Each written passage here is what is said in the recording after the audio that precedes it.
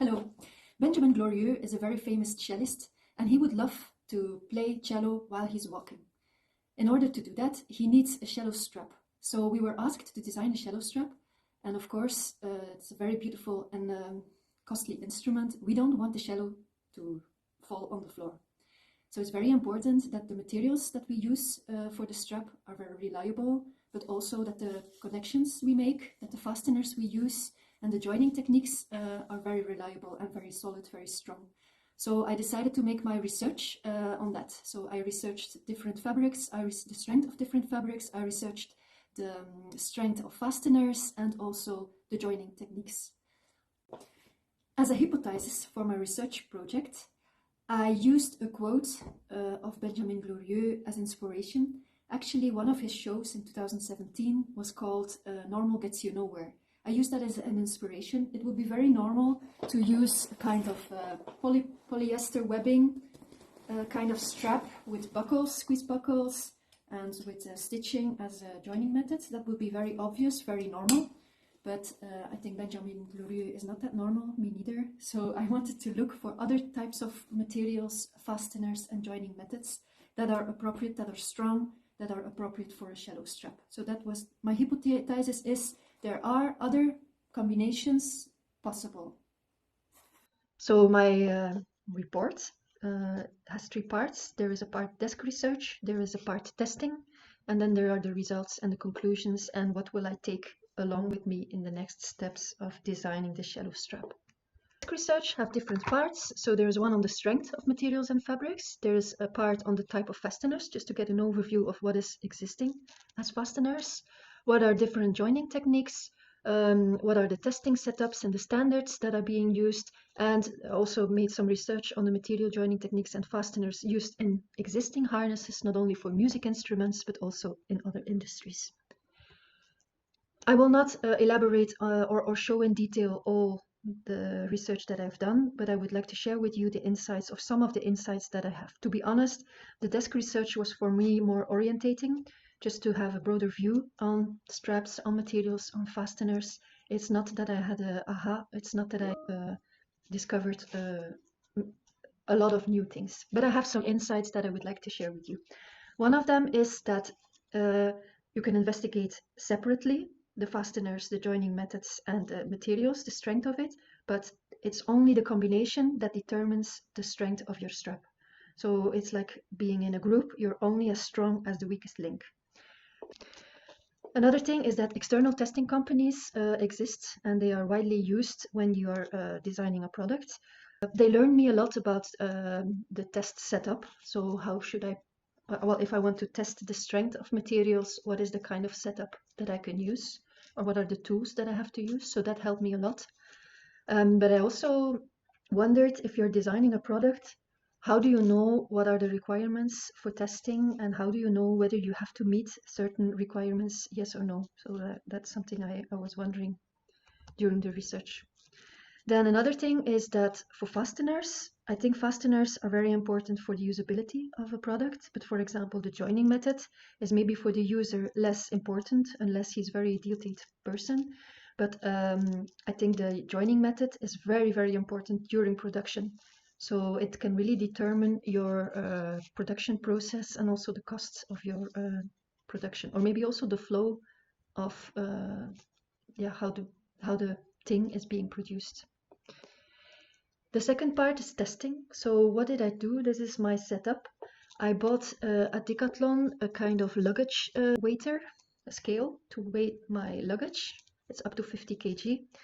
And I used a little bench with a hole in it. So I was able to attach different fabrics, different fasteners, different joining techniques on that scale instrument. And I pull, so I hang a weight on it equal to 30 kg. Where does the 30 kg come from? 30 kg comes from the 3 kg of the cello, the weight of the cello, and I multiplied by 10 just to take into account the impact. So the independent variables are what I changed. So what did I change? As I mentioned before, I changed fabrics, I changed fasteners, and I changed the joining methods. What did I control? I kept stable, so I controlled the weight that I put on the fabric fastener and joining method. I kept it at 30 kg. And the dependent variable is what I observe. And I observed three things. Is it breaking or is it not breaking? What is the length difference? So if you pull at something, the material gets longer. And see what is the overall visual appearance of the product. What materials did I test? I test 100% polyester, 100% cotton, 100% felt, and 100% leather. Fasteners that I tried or I experimented with is Velcro, glued, press studs that are sewed, buckle that is sewed, Velcro sewed, and hook and loop sewed. The joining methods were ultrasound welding, sewing, and gluing. These are the results from the fabric tests. So you see polyester, cotton, leather, and felt are put together. And what is the result? That I can rule out 100% to use felt for the strap. Why? Because it broke at 20 kg. So using felt as a material for a strap, for a shallow strap, is not okay. Then if I have to put them in order, I think the leather, I know that the leather, then the polyester, and then the cotton are appropriate. That ranking is based on my I value, so on the level of expansion, the extra length that the material got by pulling on it. The test results of the fasteners, I put the 5 scenarios next to each other, and what can I conclude? The press studs are not suitable. Why are they not suitable? Because they broke at 1.2 kg already. So the press studs that I used in my strap are certainly not okay. Another conclusion, that for the Velcro glued, it also broke at 10 kg, but the fastener was okay, so the Velcro was okay, but it is the gluing that is the problem. So that is why I also put scenario D, a scenario where the Velcro is stitched. And then I see that the system is okay. The joining techniques, I put stitching, ultrasound welding, and gluing next to each other. And my conclusion is that ultrasound welding and gluing is not suitable for my strap, because the ultrasound welding, it broke at 15 kg, and the gluing broke at 17 kg. These are my insights. So what are the possible combinations? You know, from the joining techniques, only sewing, stitching was okay. Then from the fasteners, we know that the Velcro was okay, the hooks and the loops were okay, and the buckle was okay. And then in terms of material, only felt did not succeed. So in fact, all the combinations on top of the red line are possible, knowing that some of the combinations with cotton polyester are less strong than others. So that brings me to my, wrong position. It brings me to my hypothesis, namely that there are other types of material fasteners and joining methods possible, next to the polyester webbing and the squeeze buckles that are being stitched to the fabric. Yes, my conclusion is yes, there are different combinations possible, different materials, different joining methods, and different fasteners to make a reliable strap.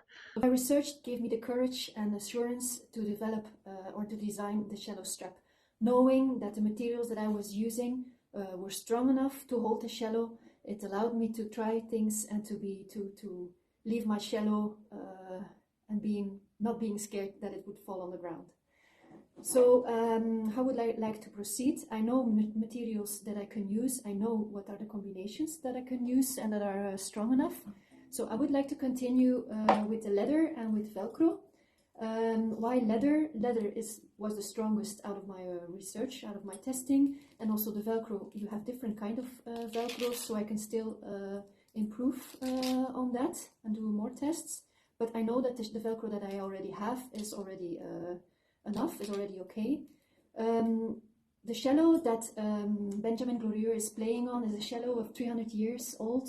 So it has a lot of charisma, and I think leather is also something or a product that gets more beautiful over age. So in line with the shallow, I would like to proceed with the leather and the Velcro. But knowing that the materials that I'm working with are strong enough to hold my shallow, I feel confident enough to make propositions and to give prototypes to Benjamin. Thank you for watching.